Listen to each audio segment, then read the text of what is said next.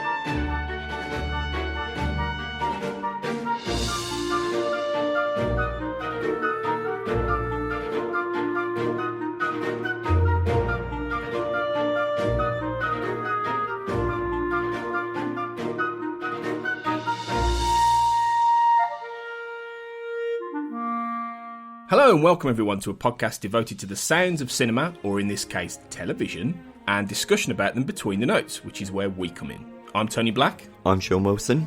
And in our latest episode Between the Notes, we are going slightly off-piste and we're having a TV special, presenting music from and discussing the work of David Arnold, Ramin Djawadi and more. Plus, in this TV special episode, we'll be talking exclusively to David Arnold about Good Omens, and breaking down our top 5 TV scores ever. So, yes, Sean, you've spoken to one of the other... We've done pretty well with composers lately. Last week we had Bear McCreary on the show talking Godzilla, King of the Monsters. And this week, it's David Arnold, who he's pretty much a legend, isn't he? Honestly, I was so thrilled to talk to David Arnold because he meant so much to me growing up writing scores for Independence Day, Tomorrow Never Dies, obviously Casino Royale. Yeah, it was such a thrill to be able to talk to him. He's one of my musical heroes, and he's so nice. You know, he's just a young lad from Luton who made it big in the world of Hollywood film scoring. And I love the fact that in the interview that you're about to hear, you can just hear that Luton accent come through, which gives that lovely sense of like relatability and warmth. He's so funny and such a nice person to talk to. Yeah, beyond thrilled. By the way, I just want to apologise to anyone listening to this that I am quite croaky. Actually, funnily enough, for the TV connection, I think I'm sounding a bit like Papa Lazaro from League of Gentlemen. Hello, Dave. Hello, Dave. So apologies for anyone like that. I've caught a midsummer cold, but Sean is he's living it too large in Bristol. I'm afraid. You know, this is what's happening. You know, he's having too much fun. I wish. Yeah. So before we get into David Arnold, Good Omens, and more, we're going to start with talking about our top 5 TV scores that we've come up with, because we thought to ourselves, you know, we've got music to play from Game of Thrones, Good Omens, and we thought, let's do something a bit different. And obviously, you know, speaking to David, but let's do something a bit different. Let's talk about television, because, you know, TV, we could probably do an entire other podcast about TV music now, because the actual quality of music on TV is huge, is enormous in this day and age, and going back some 20, 25 years, really. So, yeah, we're gonna talk about some of our favourites. So, Sean, why don't you kick us off with your number 5 choice then? Well, I think you're going to like this one. It's Lost by Michael Giacchino. I mean, I know you're a dyed-in-the-wool Lost devotee, maybe in a way that I'm not, because I kind of signed out of Lost fairly early on. I got a little bit fed up with it, like 2 or 3 seasons in. I got a little bit tired of, you know, the showrunner, screenwriter David Lindelof's like endless sort of plot twists and refusal to sort of, you know, wrap anything up on a series by series basis. However, whatever flaws the show may possess, the music is not one of them. And I think really this was probably the project that put Michael Giacchino on the map, because he'd worked with J.J. Abrams before on Alias. I mean, I think probably my first exposure to Michael Giacchino's music was through video games, because the Lost World video game for the PlayStation, and then Medal of Honor Frontline, which is a masterpiece for the PlayStation 2. I remember that the music for that is spectacularly immersive, and it turns the game into basically like GoldenEye in World War II, which is just, you know, it's just phenomenally exciting and atmospheric. But the canvas of music that Giacchino comes up with on Lost. I mean, you'll be more of an expert on this than me. It's just the sheer plethora of themes, and it's really, really complex. I mean, I was always stunned to think, how on earth did he manage to weave all of this in between all of his film projects? You know, he's so prolific. And, you know, as a canvas of music, Lost hangs together so well. And there are some, like, beautiful moments. There are, like, brutal moments. There are defined themes for the characters. I mean, I imagine I'm sort of preaching to the choir here, right, with you. I mean, it's my number one, right? So I'm going to put that out there right now. It's my number one. I don't think there's ever been a TV show scored as brilliantly as Lost. For all the reasons you've just said, in that it ran for 6 seasons, so it was between 2004 and 2010. And as you say, Giacchino was doing film projects by then. You know, he was scoring like Mission Impossible 3, Star Trek 2009. So he was doing some pretty big stuff. And obviously now he's moved on pretty much from TV, largely completely, and onto movies. But to create the tapestry of Lost was an immense, because I mean it is as skilled and as complicated as any great movie score you will find, or any series of great movie scores you will find. It is so rich in theme, in texture, in motifs. It is one of the best shows to give every single character a proper motif. And we'll talk more about this later, because I think Game of Thrones took a big cue from Lost. Even though the music is very different, I think it took a big cue from Lost in making sure that each of these characters has a really definable musical theme behind them throughout the entire show. And it runs from season 1 all the way through to season 6. Even as you say, I mean, I am a big, massive Lost fan. It's my second favourite show of all time. I was obsessed with it at the time. I'm still a bit obsessed with it now, if I'm honest. And loads of people had the experience you did. They were out by series 3, maybe. Because series 4, particularly end of series 4 into series 5 onwards, it goes mental.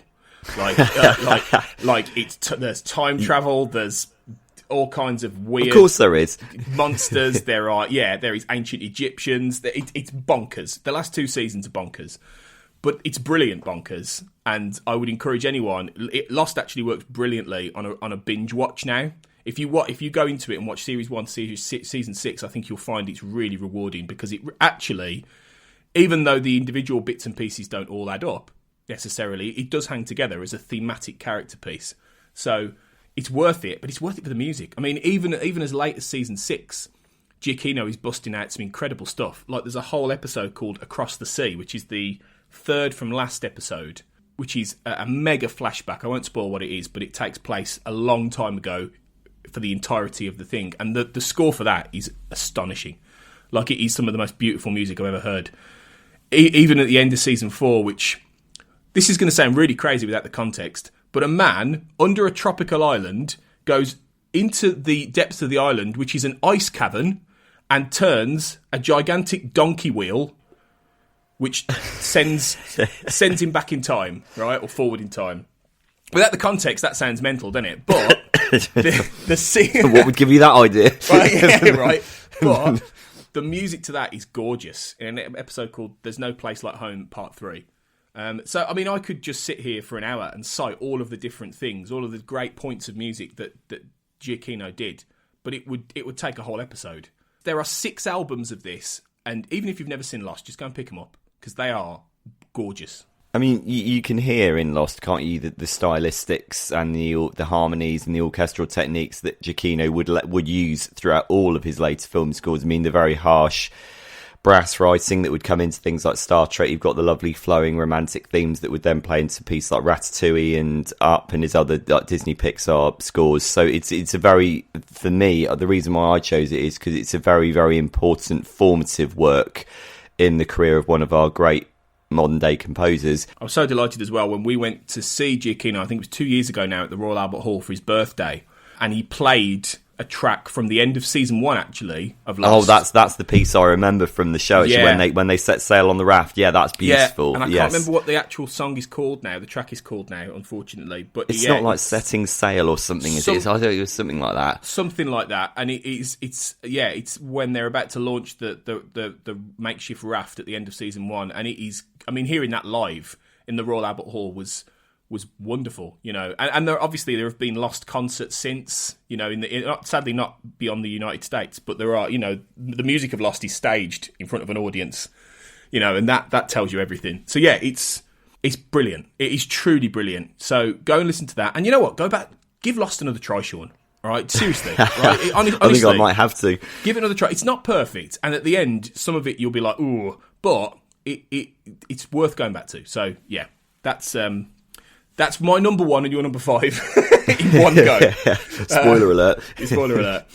My number 5, I've gone for Doctor Who, and specifically Murray Gold's work from the revival season 1 in 2005 through to the end of the Peter Capaldi era, which was end of 2017, I think, which was when he stopped, and I think Segun Akinola took over then for the newest season. I'm a fairly decent Doctor Who fan. It's not the top of my list, but I've enjoyed it since it came back in 2005. I can't watch the old stuff because it's just weird and creaky and boring for me. But so to be honest, as much as a science fiction fan as I am, I just can't get behind all that. But the new stuff, and I think it was a score. I don't know how much of this you've seen, Sean, but it was a series of scores over. It's got to be 10 seasons, I think. I think it is 10 seasons or 9 seasons, and including special episodes. It's a very significant volume of music over almost a 15-year period that really builds as it goes. And for each Doctor, there is a specifically different kind of theme. I think he reaches his apex with around season 5 and Matt Smith's Doctor. And there's this great track called "I Am the Doctor," and it's this brilliantly heroic theme, full of strings, full of brass, that is really underscoring a very excitable Doctor. Before then, the scores were a little bit more bouncy and fun and frolicky, which were fine, and there were some really dramatic points. But I think season 5, there's a cluster of years where he really knocks it out the park for me, and he really comes up with some brilliantly orchestral stuff. So I really like a lot of what he did. I mean, have you heard much of this? Do you watch Doctor Who, really? I'm not a Doctor Who fan at all, so I'm not at all familiar with Murray Gold's work. I don't really know why I'm not a Doctor Who fan, because I love sci-fi and I love fantasy, and I don't know. It's never really spoken to me as a series. I've watched intermittent bits and pieces of the revived Doctor Who series, like with David Tennant and Matt Smith and Christopher Eccleston and Peter Capaldi. It all seems a little bit busy and blustery and vaguely annoying to me, and I can't get on board with it. So I'm not at all familiar with Murray Gold's work, but I know it provides the basis of, I believe there are concert experiences, aren't there, of the scores that are performed. So clearly it works. I mean, the fan base, obviously, of the series helps establish that. Yeah, so I probably ought to go and check this out, because I'm not well versed in this at all. I wonder how well. I mean, I think it's listenable outside of the show, but I wonder how enjoyable it might be without the knowledge of the characters, and particularly the Doctor. I think it could be one of those experiences that, particularly the first few seasons, that is a little bit disposable without really understanding the backbone of the story and the characters. So it'd be interesting to get your take really on what you thought about that in isolation, really. But and the new season, which is the Jodie Whittaker starring season, is decent, but it's more. I'd say it's more ambient. What Segun Akinola's doing there, but I wouldn't recommend you going. Well, the music's all right, but don't bother watching the show then, because it's rubbish. The last season was really bad. It wasn't good at all, really. Much as Jodie Whittaker's a really good Doctor. So yeah, it's one of them. I think it depends on whether or not you're interested in the show, but I think Murray Gold did do some great stuff during his tenure, so it's stuff to dig out, really. What would you say your number 4 is then, Sean? So mine is the X-Files. Yeah. You can't have this list without the X-Files, can you? I would refuse. I would walk out of this podcast. You'd flip the table over, you'd throw the microphone on the floor. I actually would. Yeah. One has to acknowledge Mark Snow's extraordinary contribution to the development of TV music in the form of the X-Files, because this is a show that is so bound up with music. I mean, one needs only to whistle the first few notes of that synthesized main theme.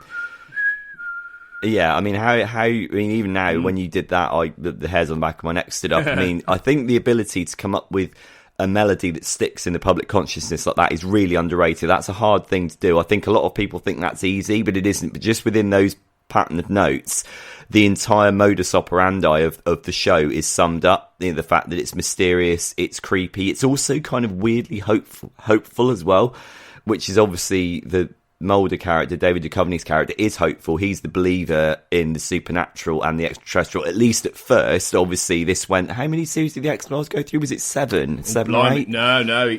As of last year, it's season 11, but I think last year's season 11 is the last one. Goodness me. So, but it's gone through the character... I mean, the X-Files... I mean, for me, the X-Files was really good from about Series 1 to Series 5, which was broadly the period where Mulder was the believer and Scully was the skeptic. Scully as in Gillian Anderson's character, although they played around with that, and increasingly as the series went on and got more convoluted, she started to believe what was going on. Her scientific and rational beliefs were challenged, and then it became increasingly convoluted. Is David Duchovny in the series? Is he out of the series? What's going on? And then the mythology of the series started to become increasingly idiotic and knotty, and I didn't understand what's going on. I remember when it initially ended in, I think, 2003, and I've been a big X-Files fan since I was a teenager, because it's one of those things that, you know, it's a good introduction to scary material, particularly in the form of television. And some of the X-Files episodes were really, really scary to like a young viewer. But throughout the whole thing, Mark Snow's music has obviously been a mainstay, and it's interesting for the first maybe 3 series. The score is very, very ambient. It's very ambient. It's quite electronic and mysterious and textural. There are themes in there.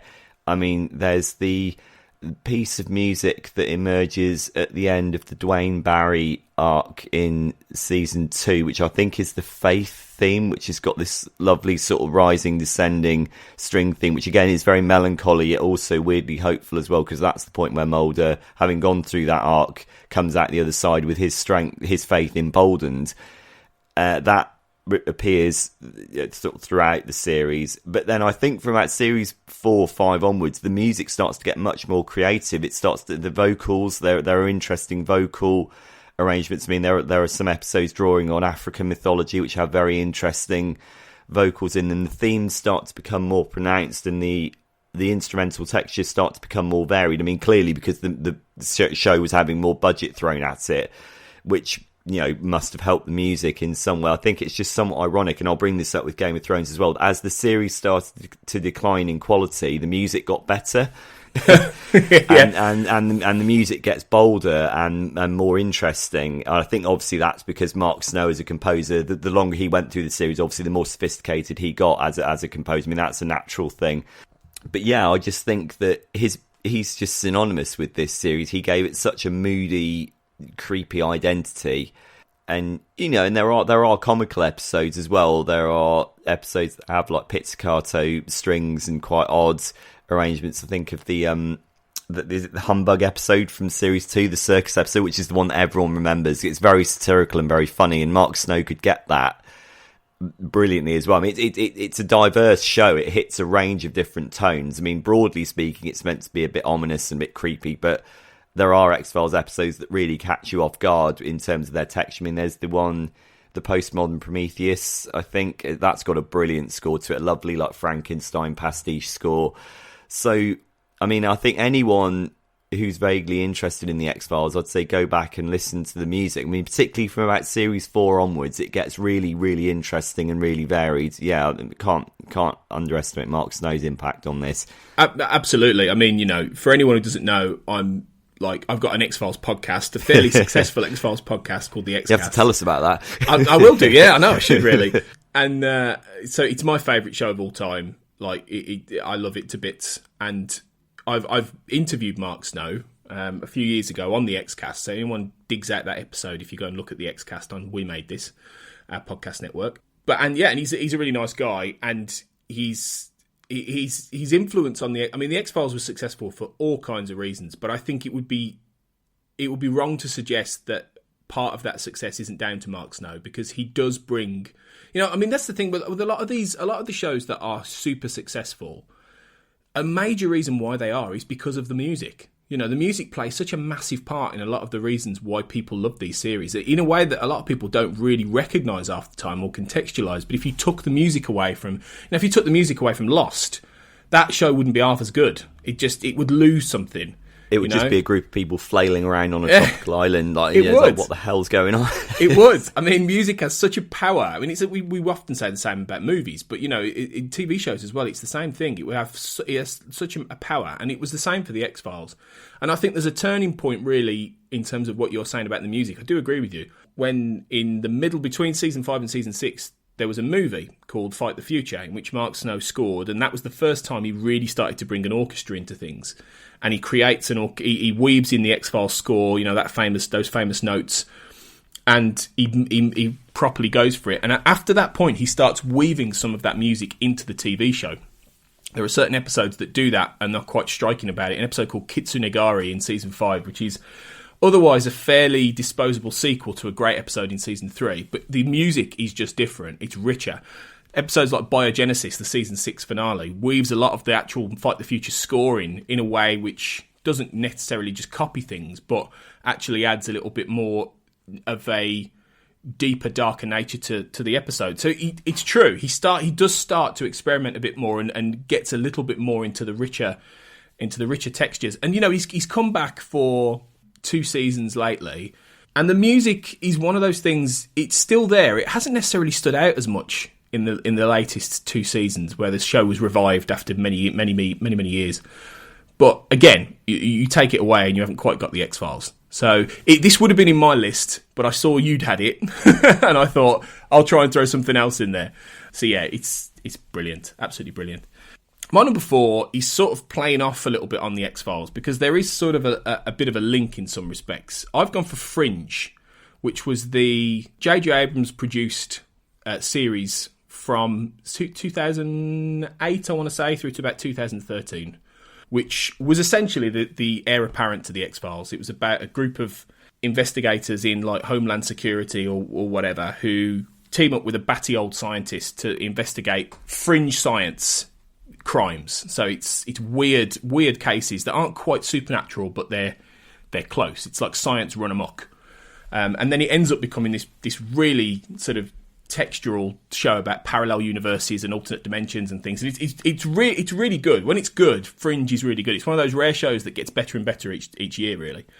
But the music was scored originally. The main theme was scored by Michael Giacchino, and it's not become a legendary classic TV theme. Mainly because Fringe didn't really break out and become a pop culture hit like the X-Files, like Lost, like Doctor Who, like shows like that. It hasn't really been that kind of series.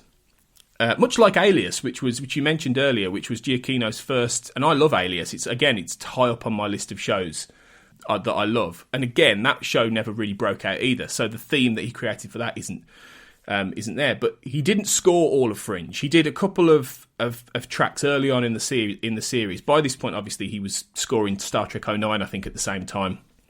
He did a great track called The Bishop of Essex County, which is from one of the early episodes of Fringe, which is a really brooding, sonorous track for one of the main characters, Walter Bishop. But then he handed it over to his assistants, Chad Seitzer and Chris Tilton.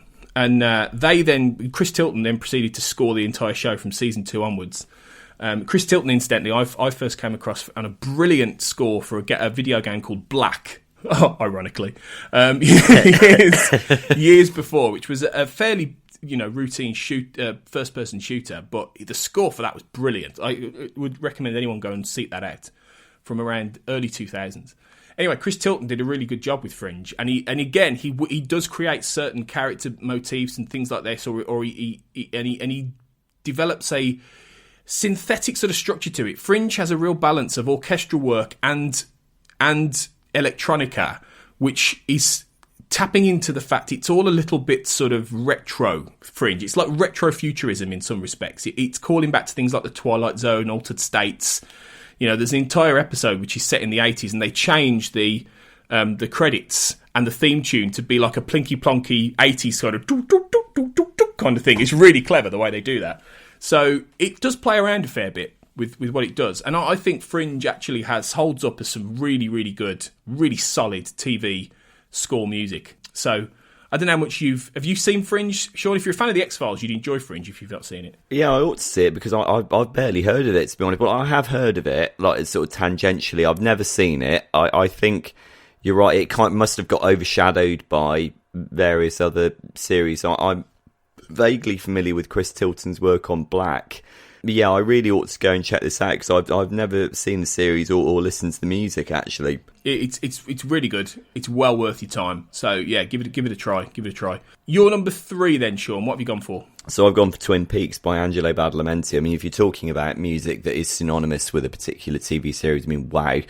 I mean, Twin Peaks was obviously a defining sensation in the early 90s. It came back a couple of years ago for a revived thing, even more David Lynchian than it was before, for good or ill.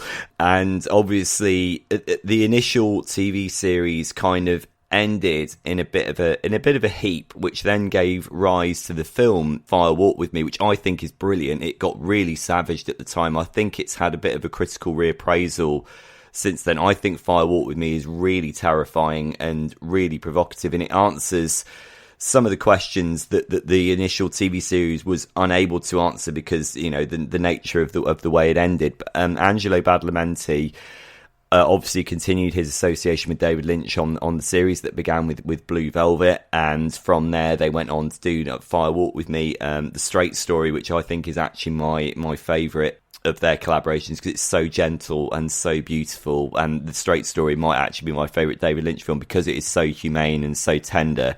They obviously did things like Mulholland Drive and Lost Highway as well. I mean, they are one of the great director-composer collaborations. And Twin Peaks, I think, was probably the one that cemented their collaboration in the minds of many. I mean, bear in mind, they had done Blue Velvet, which was obviously an enormously controversial sensation back in the mid-'80s. But you whistled the few notes from the X-Files earlier. You know, you need only think of the opening notes into it, down, down, down, like that. You know, that synthesized note, and automatically you're thinking of, you know, small town American life concealing very, very dark, grisly, you know, weird undercurrents. And that theme is one of the defining themes of all time. But it's not just about that. It's about that there's so much other stuff going on in the score that's incredibly complicated. I mean, the Laura Palmer theme is really famous. There's that. Anyone who hasn't seen this ought to go and check out the video of Angelo Badalamenti sat at the keyboard describing the moment where he and David Lynch came up with that theme, and it almost becomes this kind of ecstatic, rapturous anecdote about how David Lynch was encouraging Badalamenti to just improvise the theme. And then it's like Laura Palmer's coming out of the tree. She's coming out of the trees. Oh no, she retreats. She's retreating back in it, and the music kind of gets that kind of possible, that almost euphoria, and then it kind of subsides again. That's a really, really interesting little video about the composition of such pieces like that. So it's centrally based around those two themes. Obviously, Laura Palmer is the girl who disappeared from Twin Peaks. Carl McLaughlin's FBI agent then has to come in and investigate. But of course, this is David Lynch, Mark Frost series. Nothing plays out in a conventional way, and it allows Angelo Badalamenti's music to go off in these, you know, extraordinary areas. Like there's jazzy interludes for like the Red Room and all manner of stuff. I mean, actually, the jazz side of it really takes over in Fire Walk With Me, which I think is a brilliant score. It's so sultry and sexy and moody and menacing. It's really, really great example of how to build on what was already done in the TV series. I just think, yeah, I mean, you said about if you took the music out of Lost, what would you get? If you took the music out of Twin Peaks, it would, the music is what creates the emotional drive of the narrative. Twin Peaks would probably be insufferable without the music. It would be really annoying. It's the music that acts as the kind of, you know, it's sort of beckoning you closer. It's almost giving you the answers to the mysteries, but then it's also pushing you away at the same time. It's fabulous. I love Badalamenti's work on this. Yeah, I haven't seen Twin Peaks since I was really young, so to be honest, I don't remember a lot of it. And so it's one I need to go back and look at. Really, I need to go back and do a full watch of Twin Peaks, especially right now, given it's been back in the mindset of people. So yeah, I'm excited. You've really jazzed that up for me now. You've made me want to go and do it. So it's going to be high up on my list. My number 3, I've gone for Bear McCreary's Battlestar Galactica from the mid to late 2000s, which is the Ronald D. Moore reboot of the quite kitsch 70s sci-fi show about humans in space looking for like the lost colony of Earth, while their sort of robot sort of successors, the Cylons, are in conflict with them and things like that. It's been a while since I watched Battlestar. Been quite some years, but I remember how good it was, how deep it was, how philosophical it was as a show. I am going to go back and rewatch it at some point. But the music by Bear McCreary really stuck with me. You know, this was the project, I think, that really started to put him on the map. Really, I mean, he's now in the ascendant. Now he's doing massive movie scores, and after this, I suppose his music, or certainly his theme for The Walking Dead, really did take off and become another TV sort of landmark for him. But I think BSG has some of his best work. I really do. The albums for this are brooding and beautiful, and you know there is a real mix of very sort of propulsive militaristic drum beats with lots of grand orchestral music. There's a particular episode called, I think it's Pegasus, which is about a battle between the Galactica and a ship called Pegasus. And the music for that, I mean, the episode is excellent as well, but the music for that knocked my socks off. And I was like, wow, this guy, who is this guy? And I was looking for who the composer was. And I think really you wouldn't have Bear McCreary's success as it stands and how the good work he's doing in cinema if it wasn't for Battlestar Galactica, to be honest. Oh yeah, this is what, like you say quite rightly, this is what put him on the map. I mean, he mentioned this on the interview we did with him in the previous episode about Godzilla. This was what opened all the doors for him in terms of how he learned to lay down themes, to lay down rhythms. It's a terrific score. But it's really interesting, isn't it, how obviously there wasn't that much budget, and yet you can hear the genesis of a really, really good composer in there. It's always interesting, like, you know, you get an instinctive nature about certain composers, and a good composer will always defy the budget that's given to them. They'll work around those constraints in ways that are really interesting and really provocative, and I think you can hear that in Bear McCreary's score for Battlestar Galactica. Absolutely, it's definitely there. So, it's another really good show to check out, but if you haven't listened to the music, go and do it. Absolutely. Right, so what we'll do now is we'll move on and start talking about the first of our 2 shows we're going to cover today, and we're going to start by talking about Good Omens.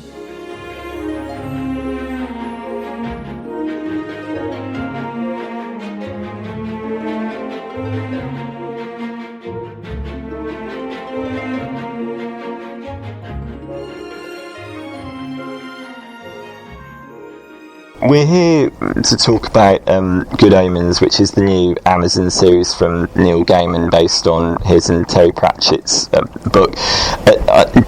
In a general sense, do you think that there has been an upsurge in the quality of music written for the small screen in recent years? Well, that would rely on me having watched enough to form an opinion. I haven't to be honest, I haven't really watched that much. I mean, I tend to be busy, and if I'm writing, you know, I tend not to watch that much telly of that nature and of that quality. But having sort of got back into it, like sort of post Sherlock, and then having more of an interest in the state of TV drama and the way things were being presented, I think, you know, there's been a move from, you know, a lot of people who make feature films are working in TV, making, I think, very, very high-end work, both in its, you know, in its ambition and its execution. And it's interesting, you know, to see people moving towards that, because, you know, TV is a very intimate medium, and it also gives you the opportunity to do the things that normally wouldn't be done. You know, I mean, like Good Omens is a show that I think you couldn't concertina into a 2-hour movie, or if you did, it would suffer so much it would stop being Good Omens. But you can make it into what is effectively a 6-hour film, and put it on the telly, and aspire to, you know, sort of cinematic standards. And I think, you know, that's largely happened. For me, I mean, I always try my hardest whatever I'm doing, and I hope everyone else does as well. I mean, budgets would have a certain impact on how that sounds, because there's certainly not as much available for a composer in TV as there is for movies. But you cut your cloth and according to your means, and you go in knowing that that's what you're working with, and do your best. And sometimes necessity is the mother of invention.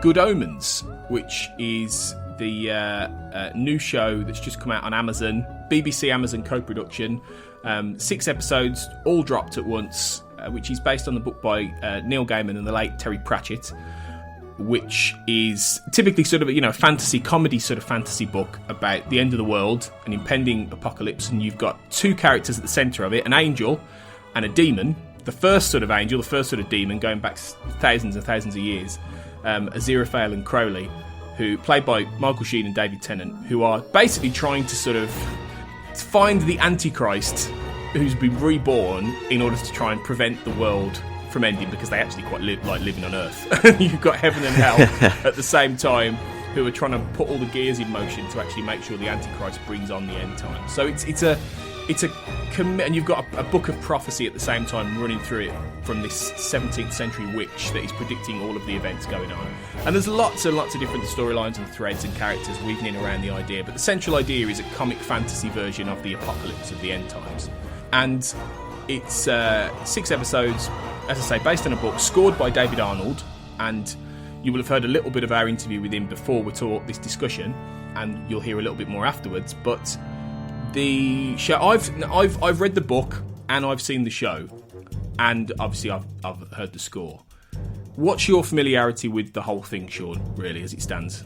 I'm not familiar with the book at all. My knowledge of Neil Gaiman is pretty limited. I've only read American Gods. My knowledge of Terry Pratchett isn't that great, so I came to the series relatively fresh. I wasn't really sure what to expect, and I think that it can be quite trying, as a series. I suppose it depends on your proximity to both Gaiman and Pratchett's writing. I think there are interesting ideas in there. There are good performances. I think it's so insistently flippant and quirky that it can get quite exhausting quite quickly. I mean, the whole idea of doing the end of the world as a kind of satirical comedy is an interesting idea. But I mean, I think by so insistently flaunting that tone as kind of, again, I keep coming back to that word flippant, it can test the patience quite a lot. Now, that's to say that I thought Michael Sheen's performance as the angel was really funny, really fastidious, tidy. Contrast that with David Tennant's slightly more louche portrayal of the demon with the tinted shades and everything. I think there are good ideas in there. I as a series, I found it a little bit insufferable. That said, I think David Arnold's score is the perfect accompaniment to it. It's really colourful, it's busy and bustling and witty, and there are lots and lots of different textures in it. I agree, really. I mean, I wasn't a huge fan of the book, and it's got a big cult following, Good Omens, and obviously Neil Gaiman is and Terry Pratchett was tremendous writers. I mean, I've read American Gods, which is a great book. I've read Neverwhere, which he's done as well. Both great, but Gaiman's really talented, terrific writer. Terry Pratchett did the Discworld series, which is definitely worth your time, because they are comic fantasy novels set in a world that's got everything from bumbling policemen through to wizards, and it is very funny and very, very good. And they were adapted, 2 of those books were adapted, The Colour of Magic, which is the first Discworld book, and Hogfather, some years ago by Sky, and with David Jason, I think, as Rincewind, the wizard. And they didn't quite work either. And I think one of the problems with Good Omens is that the show, and I agree with you, I didn't really care for it much. I think it looked good, it was handsomely mounted, the performances were most of the performances were enjoyable. There's some really off casting with this. I mean, the biggest one is Michael McKean, who is a great actor and he's really funny, but a grouchy old Scottish witchfinder he is not. Especially when you have Bill Patterson in your cast, and who would have made a perfect grouchy old Scottish witchfinder. So there's some really strange casting, and casting that doesn't work, and performances that don't quite work either. And the problem with the show, for me, is that the writing in that book has a very specific tone. And Pratchett's writing in particular, I think, is hard to adapt because Pratchett famously goes down all kinds of different little rabbit holes of ideas and comedy asides and all this kind of thing that are really good on the page. But then trying to adapt that and make them visual, you lose something in the translation, I think. And I think Neil Gaiman adapted this. The story was that Pratchett, before he died, said to Neil Gaiman, look, we nearly got a movie going with this. Terry Gilliam was going to do a movie some 15 years ago. But I want you to adapt it. I don't want anyone else to do it. If I'm dead, I want you to do it. So that was it. Neil Gaiman went off and did it, and he's written all the scripts, and he's included quite a lot of the lines and all this. And so in theory it should work, and it looks great, but it doesn't quite click. And I think it's difficult to it's almost difficult to pin down why, because it should work in some sense, but it doesn't. However, I agree with you about the music. I think the music is very jaunty. It's one of those scores that by necessity has to be quite all over the place and rambunctious, and because the trappings of the idea are zipping all across time. Like, you're going 6,000 years of human history at one point. You've got witches, you've got demons, you've got hell, heaven, the whole 9 yards pretty much is in this brew. So the canvas that Arnold gets to paint on is pretty huge. And I think it's, again, one of those things about how TV scores now are quite... At their best, they're as good as anything you get in the cinema. And I don't think this is quite that good. I don't think this is on a par with some of the ones we've been talking about in our top 5 lists. But I think... And I don't necessarily think it's the best thing David Arnold has ever done, but I did enjoy it. And I think it works in isolation as well. Yeah, I do as well. I like the fact that it's a show with a 2-minute opening credit sequence that allows the main title theme to flourish, which is a very baroque, harpsichord-led waltz that almost sounds like Sherlock on acid. That's the way I like it. Yeah, it does actually. And it's wonderful. You can hear those David Arnold hallmarks from Sherlock in it, and the rest of the score zips around all over the place with chanting choirs. Again, the harpsichord is like a mainstay through it. You've got some really lovely instrumental arrangements. You've got the final song, A Nightingale Sang in Berkeley Square by Tori Amos, which is very melancholy, really, and that almost strikes one of the most sincere notes in the entire score, because obviously the point of the show, sincerity, isn't really what the show's about, is it? The show is quite ironic, quite incessantly ironic, to the extent that you want, okay, I just kind of want to just have my emotions latch onto this. And the show keeps putting you at a remove, and of course what that means is that the score has to be, like you say, insistently comic and zany and all over the place as well. But I think David Arnold does a brilliant job with it. I mean, he's got past form in this area, because he did the score for Hot Fuzz, which actually, thinking about it, the score for Hot Fuzz was brilliant because it played it completely straight. It made the film funnier. I mean, the whole idea of Lethal Weapon in a small English village is just is a brilliant idea, and Arnold's score for that is so pumped up and exciting and adrenaline packed that it makes what you're looking at even more ridiculous, like that way, especially during the final battle with Simon Pegg. So that's an interesting thing about how do you score comedy. Do you score comedy as if it's funny, or do you score it as if it's serious? Obviously in this instance, David Arnold wouldn't have got the opportunity to score it as if it's serious, because it's so obviously not a serious series. And that's not the satirical intent of the music, and what that does, that opens up the opportunities to unleash all manner of weird, wonderful and wacky textures. Yeah, I even though I have my misgivings about the series itself, I think it's lovely to see David Arnold working again, because I think movies miss David Arnold at the moment. I mean, I'd love to see him come back and do another Bond score. I mean, I'm waiting for that moment. Whether it will happen or not, I don't know. Well, it might. I mean, there's no official Bond composer locked down, and it's a new director who doesn't necessarily have with Sam Mendes, Thomas Newman pretty much scores everything he does. This guy doesn't necessarily have that person in his back catalogue. Yeah, so is every possibility they might get Arnold back, and it would be some nice complementary sort of circularity with like Casino Royale as well. If you get Craig David's last Bond to be scored by the guy who did the first one. So I'm really, my fingers are crossed, because I'd love to see him come back and do another one of these, because he has done some fantastic work. I mean, he's done some, even outside of Bond, things like Stargate, going back to Stargate and Independence Day, they're great scores. Brilliant. So and you're talking 25 years ago, so he's been around for a long time. So he's really, and like you say, Sherlock. I mean, I think the score to Sherlock I think the music to Sherlock is great. I think it's one of the best. I mean, I'm quite a fan of the Hans Zimmer Sherlock Holmes scores, but I think David Arnold does some really good stuff at actually cementing a modern Sherlock theme. When I think of Sherlock Holmes, I think of the David Arnold music now, and that's a testament to him as a composer. So I think he's able to bring to Good Omens, and Good Omens was a completely blank slate for him. It would have been, because there's not been a movie beforehand. It's purely this is the first adaptation of Good Omens. So he had the canvas to paint on, and I think he did a good job. So yeah, it's enjoyable. I just wish the show was better, to be honest. But I think to be honest, Sean, I think our opinions are the minority in this. I think most people have really enjoyed Good Omens, and they've got on board with the comic fantasy trappings of it, and the relentless self-pastiche and mockery. And maybe we're just too serious.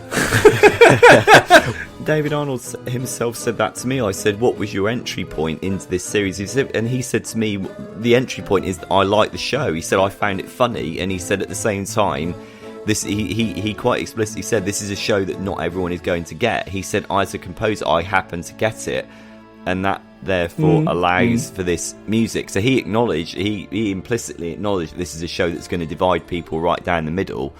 It just so happens that he fell on the divide that allowed him to creatively support it, which is fair enough, and I think he's done a good job with it. So yeah, Good Omens is now available on Silva Screen Records, and you can obviously watch the show on Amazon Prime. It will be broadcast on the BBC as well at some point, I believe. But it's we're gonna play a little bit more of that, and you'll hear the rest of Sean's chat with David Arnold discussing this one. So enjoy.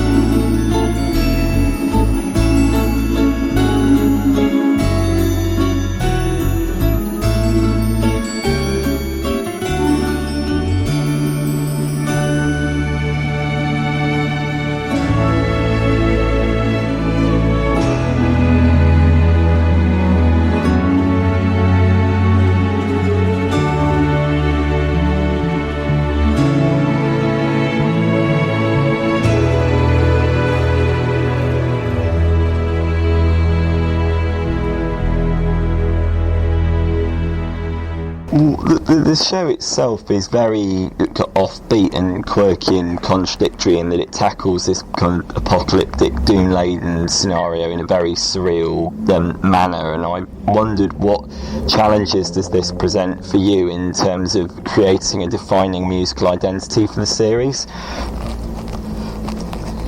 Well, I mean, it's interesting, isn't it? Because the idea of something being quirky, and I was thinking, like, well, by whose standards is it quirky and offbeat? To me, when I read it, I just think, oh, this is just normal. This is how I think about things. These are the sort of questions I'd be asking, and the way I'd be looking at it. I think that's why I felt so comfortable with it, because I think it's one of those things that you either get or you don't get, and if you get it, like all the people that read the book, they really get it, and sometimes there's other people scratching their heads a little bit, but that's true of a lot of things I've done, and I don't mind.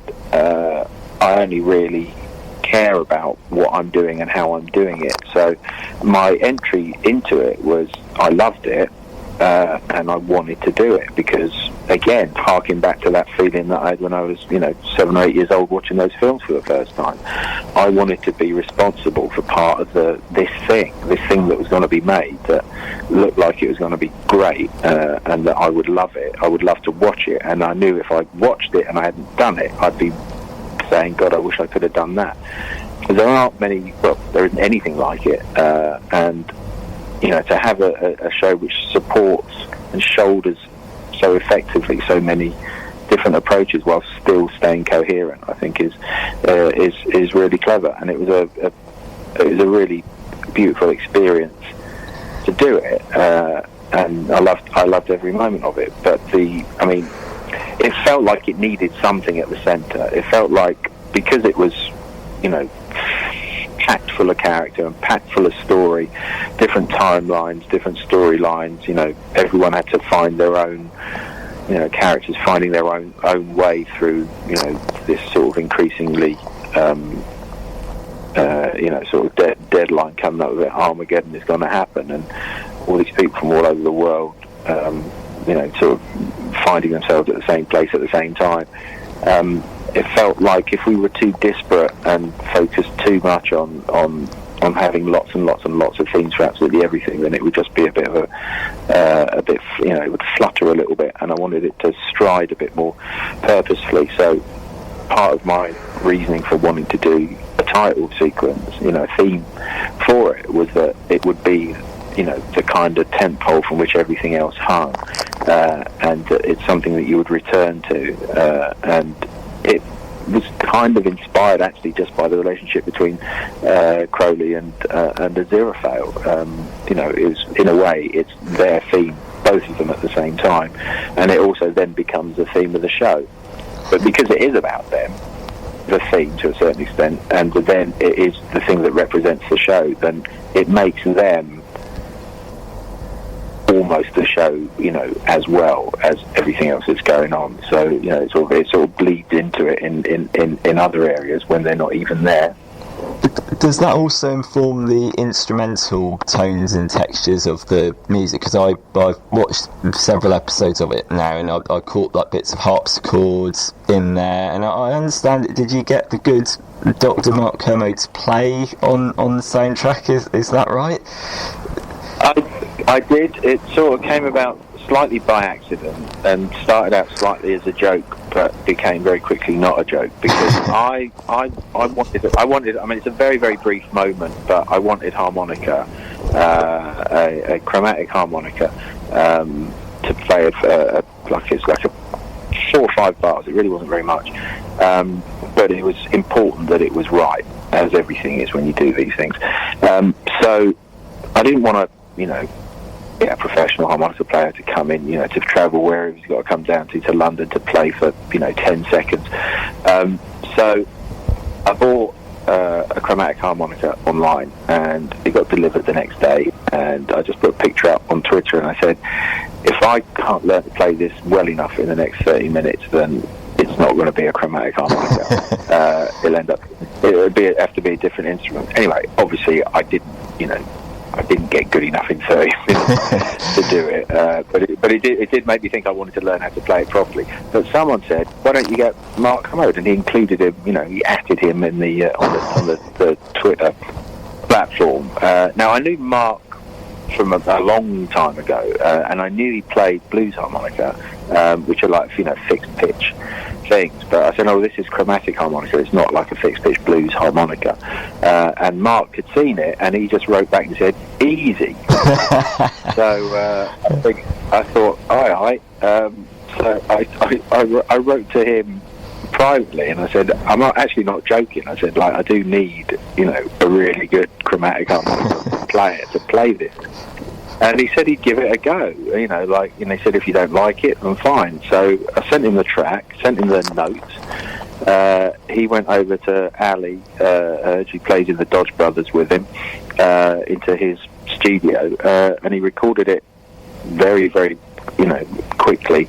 Sent it back over, and I just said, "That's perfect. We don't need to do it again. That's perfect. absolutely perfect." And I think he was a bit shocked, because I don't think he thinks he's that good, but he was. You heard it. He nailed it, didn't he? I still don't think he believes it's him. I think he thinks we've sort of replaced it, but it's absolutely marked. And he does a great job for that, for that brief moment in episode 6. But it's front and centre, it's delightful when that sort of thing happens. I mean, we had a lot of great musicians on it, but that story is something that people like hearing about, because it was like an accidental celebrity appearance. I mean, and the other thing I said, look, mate, if I put this in, you can't give it a bad review, can you? Yeah, exactly. Yeah, catch 22 for him.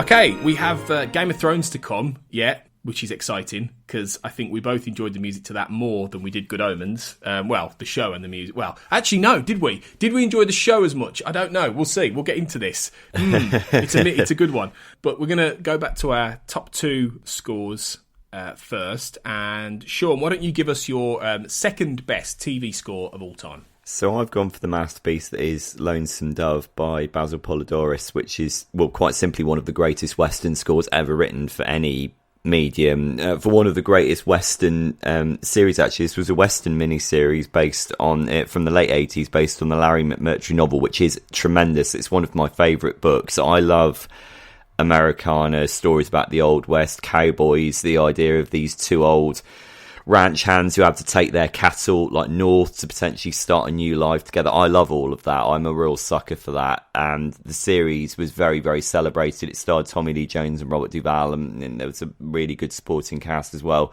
It's generally hailed as something that helped pave the way for the likes of Dances with Wolves a couple of years later, and it demonstrates that Basil Polidorus was one of the great theme writers in film music. He tragically passed away in 2006 amidst that plethora of film composer deaths. We lost Michael Kamen, Elmer Bernstein, Jerry Goldsmith, and Basil Polidorus as well. It was a real shame.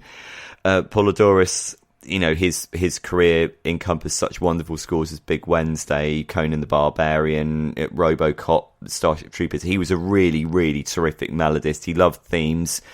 He was a brilliant orchestrator. All of his scores sounded so rich and so warm.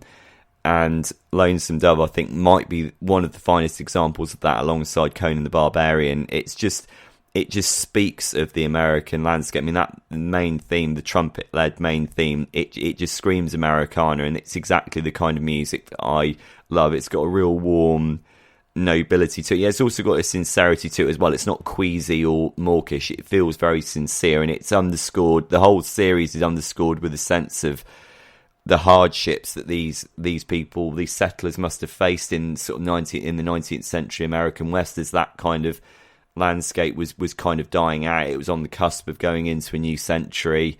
Yeah, I love Polidorus' work on this. I believe he got an Emmy for it, and indeed the whole series was celebrated. The reason why it works is because, again, as we've said repeatedly throughout this episode, the music is what crafts your emotional connection to the characters throughout TV series. You take the music out of it, it would not have the same impact. Yeah, absolutely. And I think my first proper introduction to it was when you mentioned it to me, and we actually played some of it, I think, on an earlier episode Between the Notes towards the end. And I think it was a pretty beautiful piece of music. And I haven't seen the actual show, but I mean, Basil Polidorus is fantastic. So I think it's a terrific choice, really. And I want to properly go back and give that full score a listen, because I didn't manage to listen to all of it. So you've gone for 2 miniseries as well as your top number ones, which is a really interesting choice. Do you think there's something about the miniseries that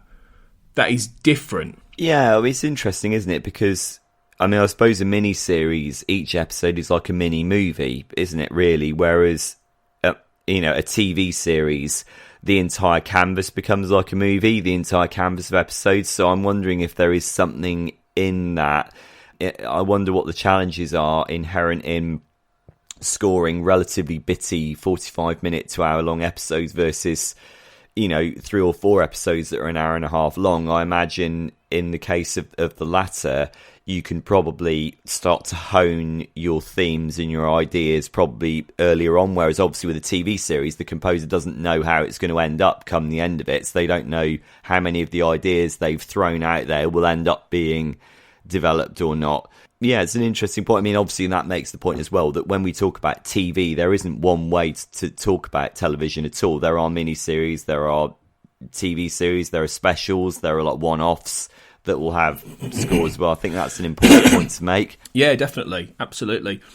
And you can listen to our thoughts and a little bit of the Lonesome Dove score on our Captain Marvel /Us episode from late March. So you want to dig back into the archives and seek that out, really. My number 2, then, I'm sort of jumping the gun here, but I think this is a good chance to talk about this in general before we focus on the latest and final season. Game of Thrones is my number 2. So I think, like I said before, I think Game of Thrones is a show that lingers in the mind from a musical perspective because it manages to do what a lot of shows do struggle with, and I think the best shows do, which is what I said at the beginning, was about making sure that everything is grounded in some sort of in a level of character, and the score is grounded in a level of character. And I think on a par with Lost, in fact, I would say that Game of Thrones actually does do that for its characters all the way through. And it really grounds the entire, because the whole thing obviously is a medieval fantasy, brutal medieval fantasy essentially, that gets more fantastic as the series goes on.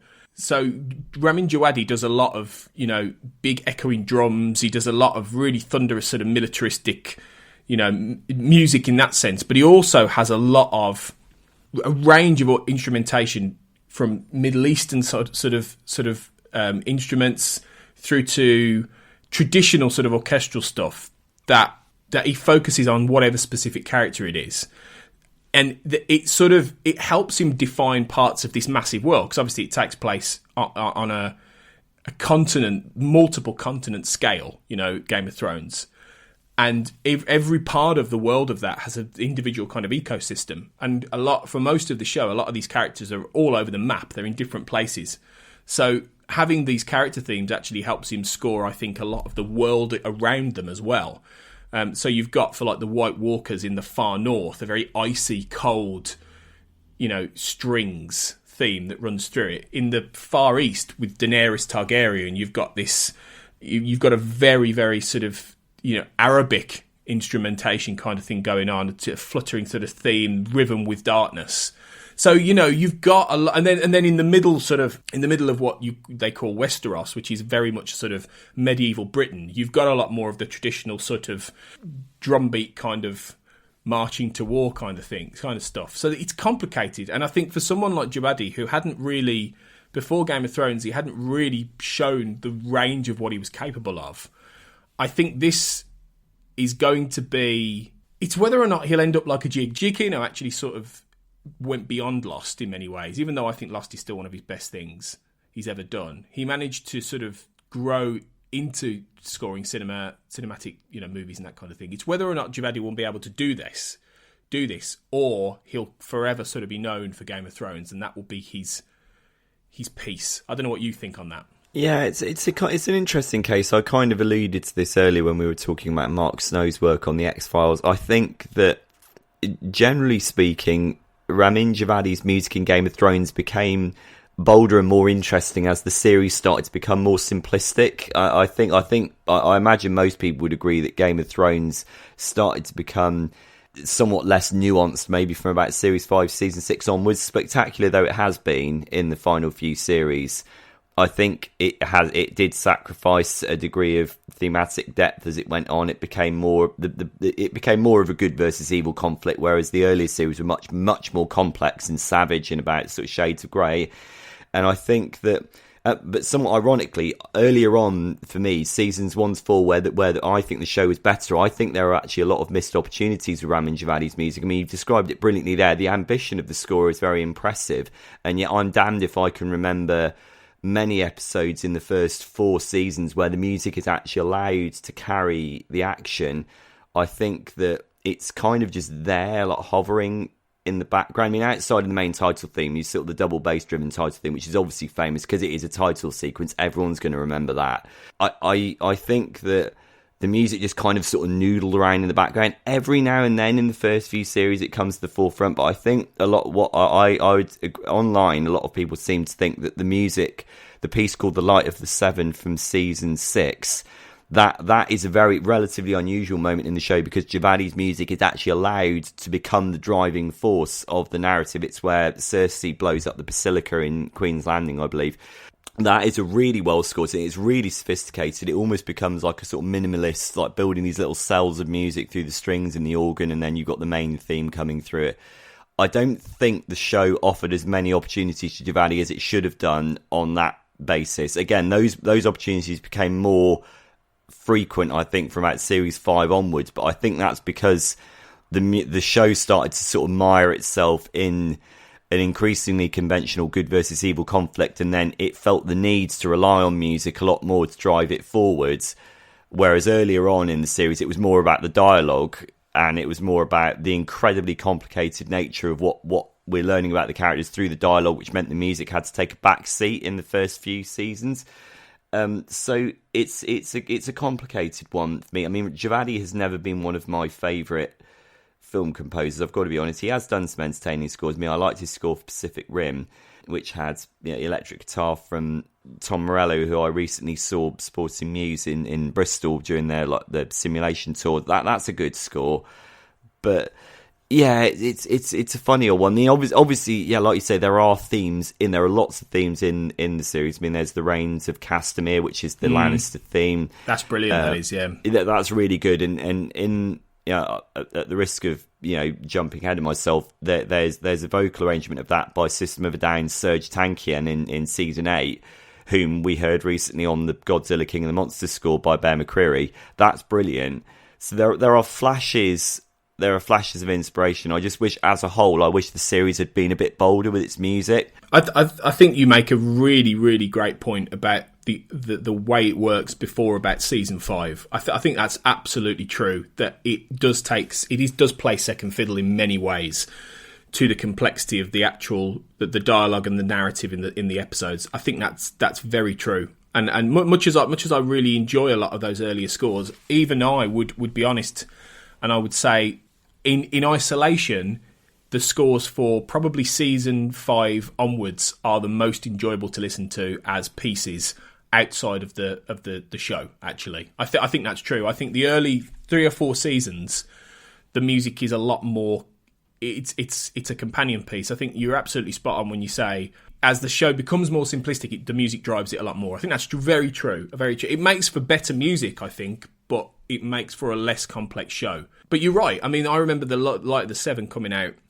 I remember I was going to London for a work thing for the day, and my friend sent me. He said, "Have you heard this?" And I was like, "No, not yet." And I played it probably on repeat all day, like just walking around London. It was a nice summer's day, so I was walking around London a bit, and it was just fantastic. And there's other pieces before then, like Mother's Mercy at the end of season 5, which is Cersei's Walk of Shame, or in the lead up to Cersei's Walk of Shame through King's Landing, which is another really good piece of music. There's quite a few individual pieces, but then when you get into season 6 and season 7, there are some great bits. There's particularly in season 7, you've got Truth, which is the beginnings of the Jon Snow and Daenerys Targaryen romantic theme. Although that ended well, we'll get to that later. But it's a really beautiful theme, as we also see, Jon Snow learning. Spoilers. Probably should have said this earlier. Spoilers. Jon Snow learning the truth about not Jon Snow learning about us learning the truth about his parentage, and that's very romantic and very beautiful. So he does get the opportunity to really hit a lot more of those chords in later seasons. But I think as a piece, there are just some fantastic. He builds out this world musically so well. And it'll be fun to see in time what score turns out to be the best from all the seasons, but we'll see. So we will come back to Game of Thrones in a little bit, because that's going to be what we finish our show on, talking specifically about the end. So You know my number one. My number one's Lost. What have you gone for, Sean, as your best TV score ever? It's another mini-series. I've gone for Angels in America by Thomas Newman, which is just, I think, the greatest thing that Thomas Newman has ever done. It probably doesn't get as much attention as his scores for like Shawshank, Little Women, American Beauty, Finding Nemo, et al. Because it is a mini-series, and many people might not have seen it, although it met with a great deal of awards success when it was aired, I think in 2003. It's got an extraordinary cast: Al Pacino, Emma Thompson, Meryl Streep. It's an adaptation of Tony Kushner's Broadway play about sort of metaphysics. There's spiritual imagery. It's about the AIDS epidemic in the 1980s. Very, very complex, very heady. And this is the kind of material that Thomas Newman does so brilliantly. Very, very nuanced, human, character-driven drama. This Thomas Newman is magnificent at that, and I don't think there's been any greater example of his work in this field than Angels in America. I mean, it's an interesting thing with Newman. He's very often criticised for writing really good themes that don't often get an airing within his own scores. You know, you get flashes of a theme that will only really become apparent maybe in the final sort of 10 minutes or so, because Newman has admitted himself he doesn't really get a kick out of doing those big cathartic euphoric moments. He's more interested in working on an intimate level with unusual orchestral ensembles and sound design. I mean, one only need listen to American Beauty as evidence of that. But what Angels in America does so brilliantly is there are so many themes in it. There are at least 5 or 6 themes, all of which are threaded through the mini-series magnificently well, starting with the main Angels in America theme, which has got the oboe theme. I mean, Thomas Newman's writing for the woodwind section has always been heartbreakingly beautiful, and you've got a steady build towards this kind of choral soprano finale, which again is unusual for Newman because he doesn't use choir that often, and you hear it and you think, blimey, because he doesn't do it very often, it gives it a sense of freshness when you do hear it.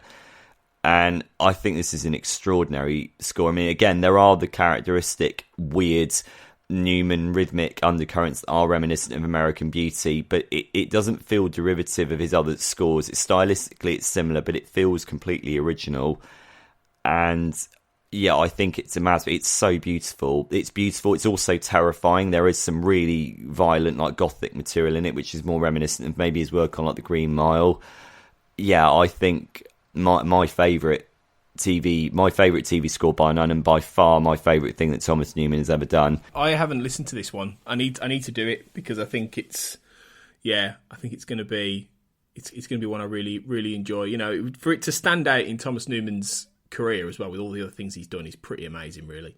And again, it goes back to the whole mini-series thing we talked about. So yeah, I'm gonna dig it out. Some great choices there. I mean, a lot of these shows people probably will have seen, but I think there are certain series there that I think people might have given up on, but the music is worth returning to. You know, returning to the shows for the music, basically. So I'd recommend people do that if they haven't.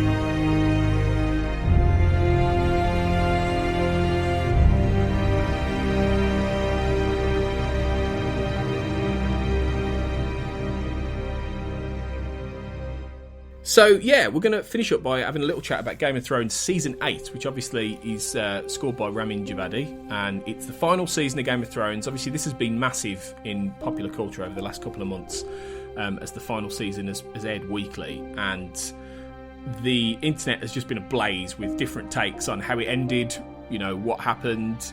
Everyone in his dog has written about it, spoken about it. We can't really add much more to the discussion, I guess, in some respects. But I think then there maybe hasn't been as much discussion about the music itself.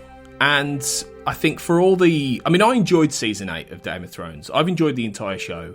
On a critical level, it will be interesting to go back and see if it holds up, because there are definitely aspects of that final season that are rushed and questionable, and when you unpick it, I don't think it's all necessarily going to work. But I think the music did the show proud in a lot of different ways. What do you think of the score for season 8 as a whole, Sean? Yeah, I think it, you know, again, going back to what we were saying earlier, the music almost is compelled to make up for the deficiencies in the narrative, isn't it? Which makes the music stronger, it makes it bolder. It's that kind of ironic thing. I think that must play into why we get so many great scores for terrible movies, because somebody behind the scenes must think, oh God, this isn't clicking dramatically, therefore we need the music to try and paper over the cracks a little bit. And I think that's what's happened in a lot of this. I think the music is generally really, really impressive. I mentioned Serge Tankian's performance of The Rains of Castamere earlier, which is brilliant. It's really beautiful and really operatic. I think Djawadi's Night King theme is really impressive. I like the loyalty to the main title theme. The way that, that's been true throughout the whole series, actually. His loyalty to that main theme, the way he puts it in different guises, mainly with the choir, is very, very impressive. More so in this series, I have to say. I think the other thing to commend, I thought that Series 8 of Game of Thrones was very flawed. Again, I enjoyed it on a kind of superficial level, but I kind of thought, there's lots they could have done better with this. It did devolve into a load of like fan service, although obviously many of the fans are actually quite angry at the way that they've actually treated it. The absence of music, I think, is also very important. You got the aftermath of Daenerys's fiery assault upon King's Landing with Tyrion wandering through the wreckage. There's no music at all, and that's an example of where absence of music makes it more powerful and makes it more skilled and subtle. So I think, you know, you need to applaud the directors of each episode for that, and obviously Djawadi for going along with it as well. Yeah, I think generally it's an impressive finale for a rather cliched and conventional final series. But one thing I ought to point out is the fact that there are Game of Thrones concert experiences that are going around the world shows how much this music speaks to people. It clearly works. I mean, obviously being attached to an enormously successful TV series will help raise the profile of the music innately. But people go to these concert experiences because they like what Djawadi has done with it. And I think that it's interesting. Very often, I've heard a few concert arrangements of the Game of Thrones music. It actually sounds better in a concert arrangement with a different orchestra than it does actually in the series, which is kind of bizarre. Wow. I think there's something richer about that. I think the City of Prague Philharmonic did a Game of Thrones symphonic album, and there's something about the orchestral performance of it which sounds more richer and more dynamic. I think sometimes in the show, the problem I have with it is that it's an orchestral performance that's been recorded and performed to sound synthetic, which is always frustrating. I think that problem has blighted a lot of Djawadi's film score work, particularly the use of the drums and the percussion. It's just got a kind of, I don't know, I hate to use the word, but slightly naff feel to it. Whereas I think the more tender moments, the more anguish moments that favour the strings and the double bass and the violins, those are the moments that really stand out to me. Even in this last series, it's the moments where the harmonics tend to favour the strings that tend to work. When you get into the battle sequences, I think that, again, I would like for it to have been more complex. I would like for Djawadi to have avoided that kind of synthetic sounding drum beat. I've no doubt there was live percussion used, but the way it's been deployed in the series, it sounds synthetic, which is annoying. Obviously, or not annoying, depending on your point of view. It's annoying for me. So yeah, generally speaking, yeah, I think it's a commendable achievement. I think he threads together a very, very complex tapestry of music very, very well. Yeah, and it is complicated. You know, I think he said not long before the series started, that this has got to be where all the themes sort of reach an apex. You know, they've got to reach a climax. They've got to really be bigger and bolder than they ever were before. So, you know, you get things like the opening sort of main track, Arrival at Winterfell, which is a riff on the original, you know, because that episode sort of mirrors the first episode of the series, Winter is Coming. And he brings back a lot of the same kind of themes for a very mirroring sequence, where in the first episode you had Robert Baratheon and Cersei Lannister coming in as king and queen, and in this case you have Jon Snow and Daenerys coming in as essentially as king and queen. But it's all on a bigger scale. You know, everything it's the same kind of theme, but it's done in a bigger way. And then you just have a lot of pieces that sort of amp up everything we've heard before. You know, I think the one they released before the album was the Night King theme, which came just after the episode The Long Night, which is probably the biggest episode in a sense of the season, which was the battle against the White Walkers. And it's the track that plays. It's very light of the 70 because it sort of everything, all the rest of it sort of quietens down, and it's a sequence of events with this building up piece of music to the death of the Night King. And it's really good, and it is a companion piece in some respects to Light of the Seven. Probably not quite as good, but it works really well. And I think apart from that, it was themes like it was when Tyrion finds Cersei and Jaime dead. The way the Lannister theme is tragic at that point as well. The Lannister theme has been one of the most successful things that has worked through the entire series. I think that has been rejigged and reworked at various different points, whether it's Tyrion killing his father or weaved into aspects of Light of the Seven. Or at the end of season 7 when Jaime leaves Cersei, and it's quite heartbreaking and tragic. So there's, you know, that really reaches a beautiful end for what is probably the most successful and iconic character theme of the whole thing. I'd say the Lannister Reigns of Castamere theme. But you know, I think there were lots of good choices made. I think you've got The Bells, which is, The Bells, the episode, the penultimate episode, I think is the best episode of the season. And there's a piece that is just before essentially the sack of King's Landing, which is this amazingly ominous, growing sense of scale with what he does. A really sort of low beat and some violins that are just ramping things up as you're expecting a massive, massive epic event to happen. And that piece thrills me. And I also think the end. I think the way he ties it all up at the end with 2 tracks, The Last of the Starks and The Song of Ice and Fire.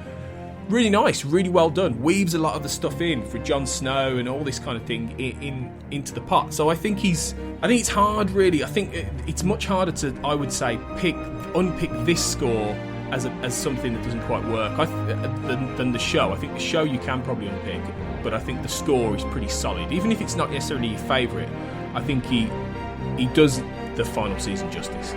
Yeah, and I think you hear it on when you look at the YouTube comments. I mean, obviously everyone says, you know, on YouTube, don't look at the comments, it's not going to be very nice. People are very, very complimentary about Djawadi's music, and they say what we've basically said. It seems to be pretty unanimous that for all the failings of the show, for all the way the show has kind of seemingly betrayed itself, Djawadi has not let the side down at all. And yeah, I'd agree with that wholeheartedly. Yeah, so you know, it's good. I mean, fair play to him for such a great run of music, you know. And I think that right now, I'm very, very impressed by what he's done on Westworld as well. I don't know how much of that you've seen or heard. I'm not familiar with that at all. No, I've not seen Westworld. Westworld is well worth watching anyway. Very, very complicated, fascinating show. But the music he's done on that is in some ways similar, but in other ways very, very different.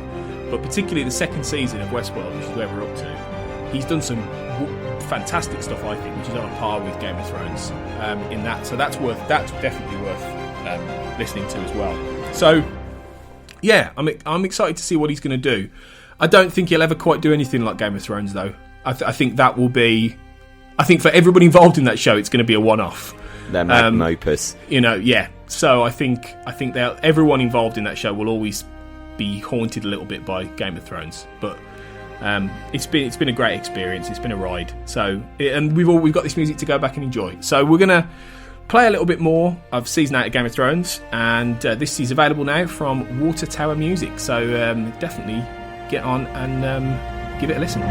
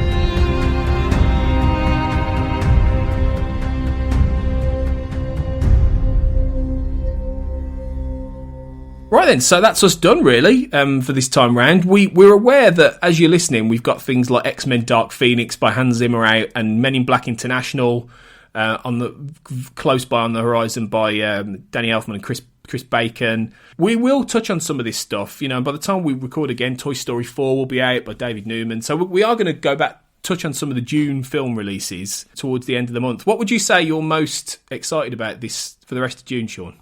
I'm looking forward to Toy Story 4 because I think that that it's just nostalgic, isn't it? I think that I'm loving to see what themes might come back. You know, what new songs might potentially be in the offing. Yeah, that's the one. That's the one that I'm most looking forward to. What about you? Yeah, I think definitely Toy Story 4. I think I am curious. I'm seeing Dark Phoenix later today as we record. I am curious to see what he's going to do with that, because I have been going back and watching all the X-Men films and listening to some of the scores again, and I've enjoyed a lot of those scores over the years. So I'm interested to see what Zimmer's going to do with Dark Phoenix. I think it will be very different. We'll have to see. We may well come back and look at this later. So we'll see. Yeah, we'll see what we make of it all. But yeah, hopefully you've enjoyed our discussion with David Arnold and our TV sort of, sojourn this time round. We may well come back and talk some more TV down the line if we get something really good, but we'll see. We might weave it into some movie talk as well, but we'll see where we end up. So yeah, enjoy listening to all the scores that we've talked about, and we'll see you next time on Between the Notes. Between the Notes is produced and edited by Tony Black, who hosts alongside Sean Wilson.